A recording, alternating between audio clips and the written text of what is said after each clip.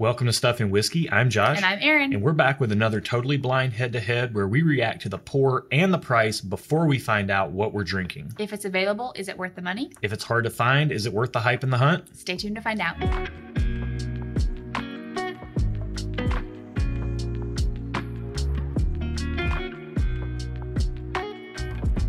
Welcome to the channel, bringing a real-world perspective to the real-world whiskey consumer. We are not professional whiskey tasters, but we will randomly select one of these matchups to taste totally blind so that you get our completely honest opinion, separate and apart from any hype or labels or anything like that. And in the end, what we'll do is we'll give each pour a real-world score based on the blind tasting, the price and availability, and whether we would buy it again or not. So if that sounds like your jam, then give this video a thumbs up and be sure to subscribe to the channel if you're not so you don't miss our videos. Yep, we come out with these every Thursday, these blind head-to-heads, and they're a ton of fun. Also, check the video description below for a link to our Patreon community over there, because we do 2 additional videos every week, uncut, bonus content that you can get your hands on. You can also get access to a database of all of our scores from past blind head-to-heads over there as well. And you can even get involved with the community and join in on blind flight nights where you will get a coordinated flight. We'll all hop on a private live stream and do that together. So tons of fun stuff down there. Check it out in the video description below. All right, let's run our randomizer and see which one of these 18 pairs we are tasting today. 17. That's easy. This is 18, so this is 17. Sweet. We'll get these poured and we'll be right back with our first impressions on glass 1.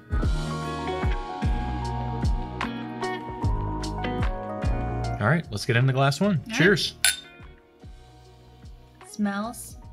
I kind of want to say like stinky feet. I can see where you're coming from with that.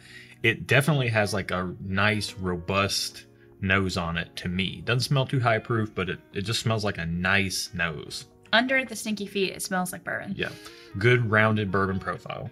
Oh, man. I'm liking that so much. All right. Sorry, I gotta get into the palate. I'm too excited. That does not taste like what I thought it was going to taste like. I feel like it tastes exactly what I thought it was going to taste like. Really? Yeah. Like, it tastes like bourbon. Interesting. Like, good. Yeah. But, like, nothing's jumping out at me. Yeah. To me, it's coming across with a lot of cherry. And I've been on a cherry kick here lately. I've been picking up a lot of cherry in things. But this is coming across with a lot of cherry to me. Maybe. Like a black cherry, like a dark cherry. Yeah, like a black cherry. It's very fruit forward. Yeah, yeah. And on the nose, it smelled like it was going to be a little bit more well-rounded. And I think that's what kind of took me by surprise, because I'm just getting nothing but that cherry fruitiness and like a little bit of oak underneath that. But it's not coming across as very complex right now. Let me get in. This was the first sip of the day. Let me get into one more here. Yeah, I've had 2. It's the heat. There's some heat there that kind of builds as you take more sips. So it's a little warm, but it's not at first. It builds. It's a slow burn. Yeah, it is. To me, it's just that black cherry note right up front, and then it's just the oak kind of comes in underneath on the back end, but the finish, it's a little on the thin side for my liking. It's not bad by any means. Yeah, but it lingers like right in the back of your throat. It does. If the whole experience was what happens as soon as you take a sip, that would be a pretty awesome glass. But it kind of starts up here and then it just kind of dies off as it goes. So agree. Very interesting. Let's get into glass 2. All right. This smells fruity too. This smells less like stinky feet, but it smells. What am I getting? This to me has more like brown sugar and maybe I'm getting sugar. It's like trying to swirl it. Like Matt Porter. You can't look at it. You can't make eye contact. Oh, I think I made it worse. You just have to let your wrist do the work. Oh. It's all in the wrist? Yeah, it's all in the wrist. Yeah, so on the nose, this is just coming across fruit forward, but it has a little bit more darker tones than glass 1.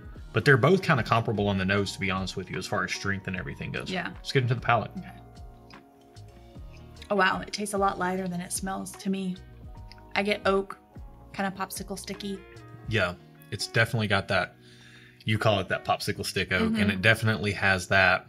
The fruit forwardness on the nose doesn't really come through on the palate very much. it's definitely way more leaning into the darker flavors and the oak.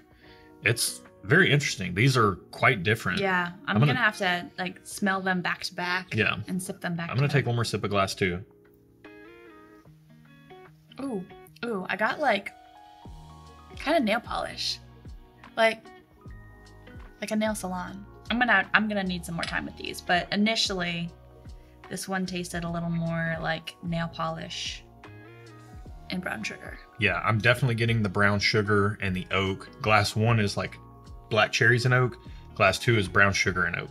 So they're very different in flavor profile. Yeah. However, the overall experience of both glasses is kind of similar but different. Yeah, like, this one is building. The heat is building for me in the back of my throat right now. It's going to be interesting. We're going to take our time with these and really figure out what's going on with each glass. So we're going to clear our palates, start with glass 2, go back to glass 1, and take some time to properly assess them. And we'll be back with our full thoughts after this.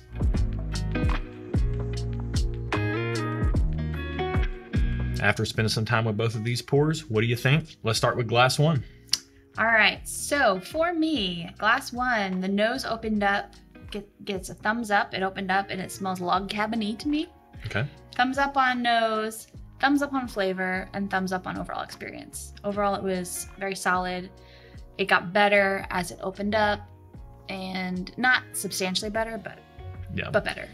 To me, glass 1 got a thumbs up on the nose, thumbs up on the flavors, thumbs up on the experience.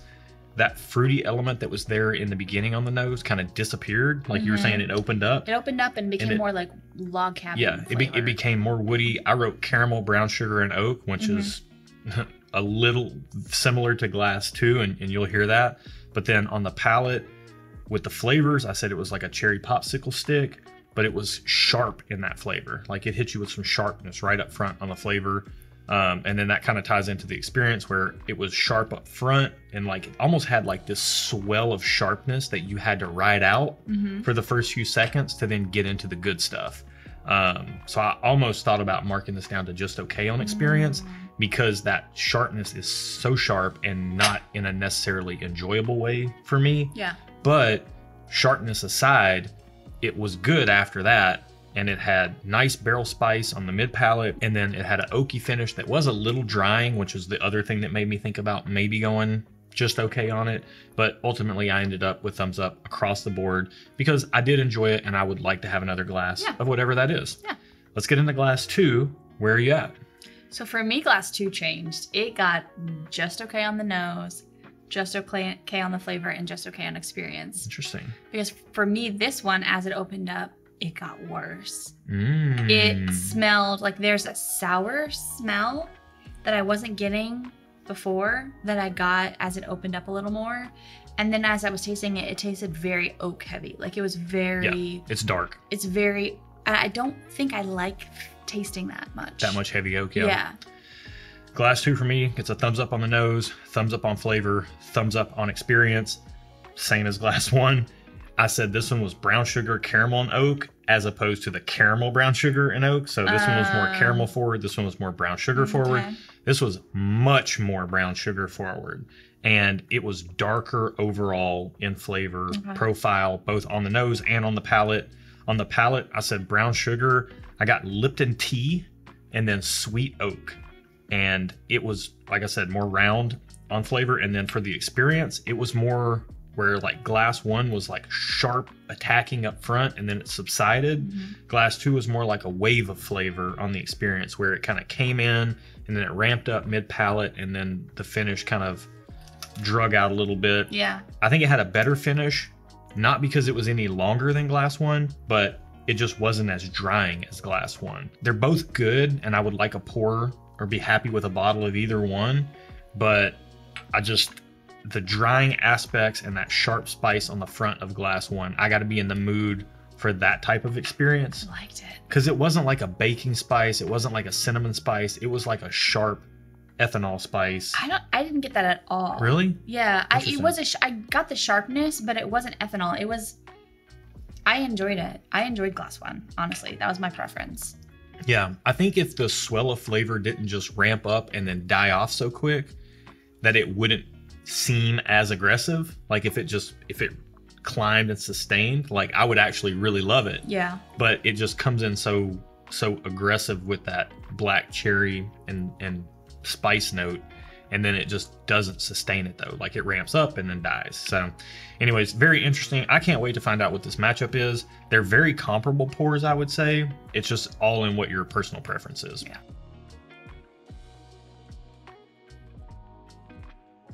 All right, let's find out how much these cost first, Okay. and then what we've been drinking. Okay. You had a preference towards glass 1 I did. pretty easily. Yeah. I had a preference towards glass 2 pretty easily. Okay. So we can just find out 1 and 2 Okay. in order. So glass 1 is number 25 and glass 2 is number 26.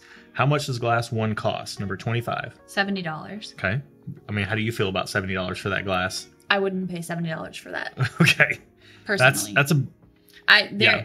I'm happy at 50.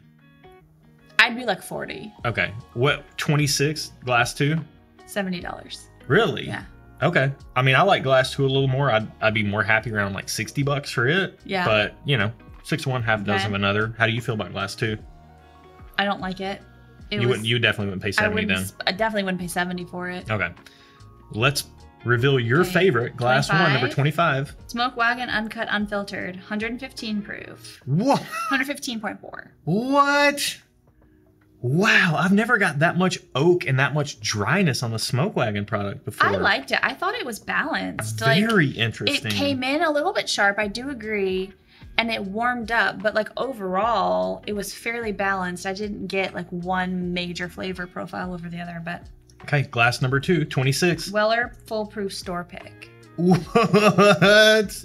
Oh, Yeah. that's wild. I did not like that store pick, I'm not gonna lie. That is wild. Wow. Okay, so full disclosure, I've been trying to get Weller Foolproof on the channel for a long time. And I finally broke down and just solicited samples from local people, borrowed a bottle from our buddy Cole Donay. He gave us a bottle to get some samples out of, traded him some samples, and got some B-roll that you've already seen.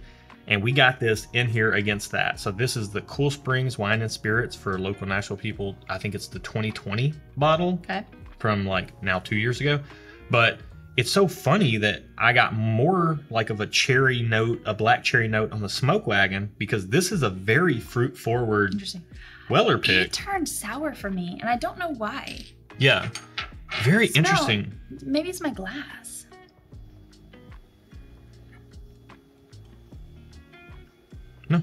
No, that's the same.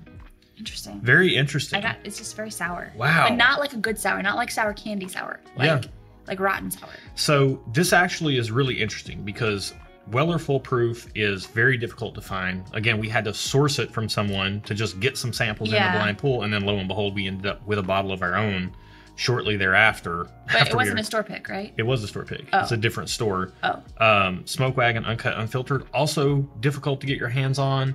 In some markets, it's not even distributed at all. Oh. In our market, it's come and go. You Okay. know, you got to be at the store at the right place at the right time to be able to get it. And if people find out it's there, there's a feeding frenzy for it. Let's talk about our consumer metrics. We'll break this down a little bit more. I'm just still kind of reeling mentally because this is, when I tried it, it was so fruit forward. And then to have Smoke Wagon come in and be even more fruit forward is saying something. And I've actually blinded these two head to head in a flight before just to make sure this was an interesting matchup to put into our blind sample pool.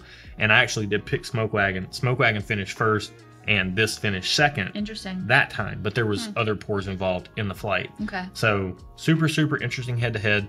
High rye and weeded. And this. There it is. This to me. There it is. That's why I don't think I like weeded bourbons. I don't think every weeded bourbon I've had, I don't think I've loved. Yeah. This to me That's drank it. more like a weeded bourbon. It didn't have as much on the back palate. And this drank like more of a classic bourbon with just like a very, like it comes in soft and ramps up and then it dies off. Whereas like a lot of weeders will tend to be all up on the front of the palate like this glass was. But that rye spice, that's what's bringing that spice that I picked up on. I liked it. When I said that barrel spice, very, very interesting. So let's talk about our real world metrics, which is our retail and consumer scores. The retail is obviously the retail side of the equation, which we consider to be the price and availability. And then the consumer side of the equation is whether we would buy it again or not as consumers. Okay, I already got it. Okay, so go ahead on glass 1, Smoke Wagon Uncut Unfiltered. Where are you at? Just okay on retail score. Okay. Because limited availability, limited price, because it wasn't like something I loved. Yeah. If this was something I loved, I probably would have given it a thumbs up because I would have been willing to pay $70 for it. Yeah. But I'm not willing to pay $70 for that when I can get something else. While I liked it more than glass 2, I could get something I like even more for less money. There you go. For me, I'm going to give Smoke Wagon Uncut Unfiltered a just okay on a retail score. The price is pushing the upper limit of what I would like to pay for that product. Yeah. And the availability is spotty in our market. Yeah. I can get it, but I have to be paying attention. And I have to be in the right place at the right time. So I don't love it enough to say that the price is so good that I'd give it a thumbs up to overcome that limited availability. Same, bro. Now, would I buy it again or not? Thumbs up. Consumer score. I'm buying Smoke Wagon again every time I see it. If we're even low on our bottle, I'm going to buy another Smoke Wagon Uncut Unfiltered. I love the way the bottles look. I love Aaron at Smoke Wagon. I like the company. I like what they're doing. All that factors into my consumer score. I got confused for a second. Aaron. Aaron. And I would not buy it again, so I would give it a just okay. I could take it or leave it. On Smoke Wagon? On Smoke Wagon. Even though you preferred it? For consumer score. I did prefer it, but I could take it or leave it. There are other things that I like more than that. While I did prefer it, I like other things better. All right. Let's get into glass 2, Weller Foolproof. This is a store pick. Very difficult to get. Like, I've been trying to get a bottle for the channel for a long time, and a lot of stores in our market at least either sell it with other stuff that's kind of garbage that they can't sell, and they sell that package for like $250, or they'll package it, or they'll just sell it outright for $250. Like, it's either the package deal or they'll sell it outright. It's hard to get, very, very hard to get. But if you get it for retail, it should be $60 or $70. Where are you at on retail score? Just okay. I didn't like it very much. Interesting. I'm not going to give it a thumbs down because it probably is good for what it is. I'm just realizing I don't think I like weeded bourbons. There you go. That's where I'm at. And then, would you buy it again or not? I could take it or leave it, so I could just okay. Okay. I mean, you don't honestly, hate it, so you're not giving it. I could give it a thumbs down because I wouldn't buy it again or not, but we will probably buy it again, so I'm gonna give it just okay. Yeah. We're going to even out here a little bit because I'm going to give it a thumbs down on retail score. Oh, wow. They're just so hard to get. And in our market, people go crazy for them. It's such a headache. Like, if you don't, like, we have jobs. We have to go to work, and we can't just split from work in the middle of the day to go to a drop 45 minutes across town to hopefully get a Weller Foolproof, maybe at $150 or $250. So, yes, it's great if you can find it at retail. Like, I don't even want to say it's great at retail. I just want to say it's a good bottle at retail. If you like weeded bourbons, it might be great, but I didn't like it. Yeah. But as far as paying $250 for it, I don't think it's a good $250 whiskey. Fair. I think it's a good $60 or $70 whiskey. And I wouldn't pay, again, I said I'd like to pay about $60 for it. Yeah. So as far as whether I buy it again or not, I am going to give it a thumbs up as well. Because you did just buy like it Smoke again. Wagon, because I will buy it. If I can get my hands on a Weller Foolproof pick at retail, I'm a buy. So thumbs up. And that's what our consumer score is. If we see a bottle sitting in front of us on a shelf at retail, will we buy it? I'm a thumbs up. If this were going on secondary market values, I'm a hard thumbs down. But we're not talking about We're not talking about that. We get our real world score by adding up the thumbs you see on the screen. There are 10 possible points, but this ain't your grandpa's typical 10-point scoring system. Nope, it's more like a bell curve. We found that when we taste stuff totally blind, I mean, if you think about it, if something's thumbs up across the board, that's 5 points if we're adding up thumbs. Yeah. So most things tend to fall right in that range. Yep. And to be truly exceptional, you got to get 2 thumbs up in some categories. And it's hard for pours blind without the labels and the hype and the bias to appear super exceptional. Although there have been a few. Oh, there have been a few. And like I said, in the video description below, you can check our Patreon and you can see a whole spreadsheet of all the pours that we rank. Yeah. It's all sortable by score and all that stuff. But let's get into these two pours. Okay.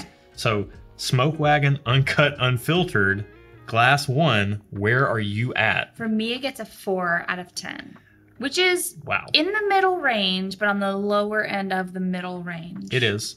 It is. And that was hampered a little bit by the availability, Yeah. and it just wasn't quite your bag. So, you know. And the price, if I'm being honest. Yeah, that's price, really, for me personally, price plays a huge factor Oh. in whether or not I'd buy whiskey. for sure. For me, Smoke Wagon Uncut Unfiltered, it pains my heart to say this, gets a 4.5 out of 10. Wow. This is one of my favorite products. I just really Why? enjoy Smoke Wagon. Why is it your favorite product if you scored it a 4.5? I like the packaging. I like the Aaron behind the company. Yeah. I like what they're about. They're transparent. They don't play around. That is cool. Truth be told, I was looking forward to this matchup whenever it popped up, and I'm stunned that both of these pours scored as low as they did. Oh yeah, you just wait. But 4.5 Just wait. out of 10 for Smoke Wagon. Yeah. I thought it would. I'm not going to say I thought it was going to be much more than a 6 out of 10, but I thought it would at least get a 6, and it's under the midpoint line. So Yeah. all right, let's get into Weller Foolproof store pick out of Franklin, Tennessee. Where are you at? It's a good store pick, by the way. 2.5 out of 10. I think Yikes. it's safe to say I did not like that. Big yikes. All right, for me, No offense to anyone. Don't come at me in the comments. Yeah. It's just a personal preference, just like me saying I don't like cilantro, which is a thing. Okay. no, this is different than that. Cilantro and broccoli, those, like, some people have genetic dispositions to not like those things, actually. It doesn't matter. This is not that. This is what I it is. could have a genetic disposition against weeded bourbons. I don't think so. You don't know. Because you like Maker's You're Mark. not a scientist. That's true. I'm not a scientist. But You go. Just you go. like Maker's Mark. Just go. For me, it got a 4 out of 10. Again, I thought it would score higher than that, but again, we do it in a blind format, double blind, where we don't know what's in either glass. And it didn't come across that way. You had mentioned off camera that there was something sour in there that was striking you wrong, and I was thinking it was kind of like a bready yeastiness. Yeah. Which, when And you it's- said that makes sense. Like a sourdough, but not sourdough because I love sourdough. Right. But just like a little bit of that like sour tinge. Yeah. And I chalked it up to the oak, but maybe it was the wheat. Who knows? Who knows? Nonetheless, both of these scored less than what I thought they would. And I thought when we got to this matchup, I thought I would be in happy land sipping both glasses. And they just turned out to be pretty middle of the road pours. Yeah. And I wish both of them were about $20 cheaper and a whole lot easier to find. So if you can't find them, don't stress out too much. But we'll talk about that a little bit more when we get into our Who Are These For segment, which we should probably do right now.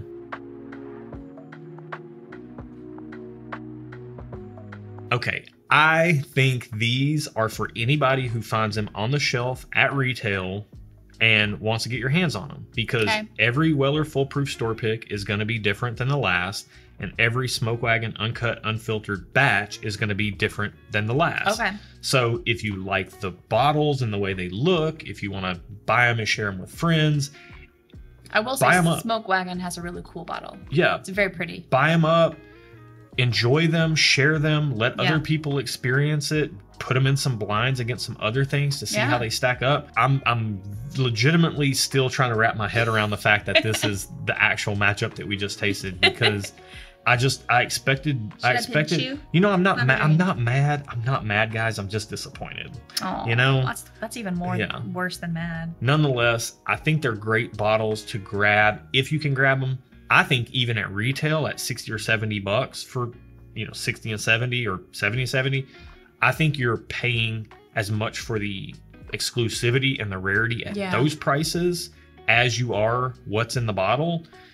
And I personally would not pay over retail. I wouldn't pay more than $70 for either one of these. And if you want to pay more than that, I would say go into it knowing you're paying for the rarity, and don't get your hopes up about the actual quality of the liquid in the bottle. If this is something you've never had before, if you know what you're getting, Yeah. get it. full disclosure, we've had several Smoke Wagon Uncut Unfiltered batches, and they've all been really enjoyable. Mhm. And this is one of those. And we like it when we pour a glass and just enjoy it or share it with friends. And Weller Full Proof, we've had, I think, we've sampled 5 different bottles now.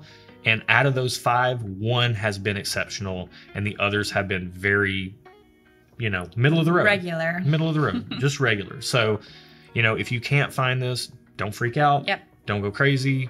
Don't lose your mind. It's just good, solid whiskey. You will live to fight another. Nothing more, nothing less. There's tons of other bottles on the shelf that are just as good. Thank you so much for watching. Till next time. Cheers. Cheers. I did a thumbs up. Can we please do that again? I didn't have my glass in my hand because I'm a dum-dum.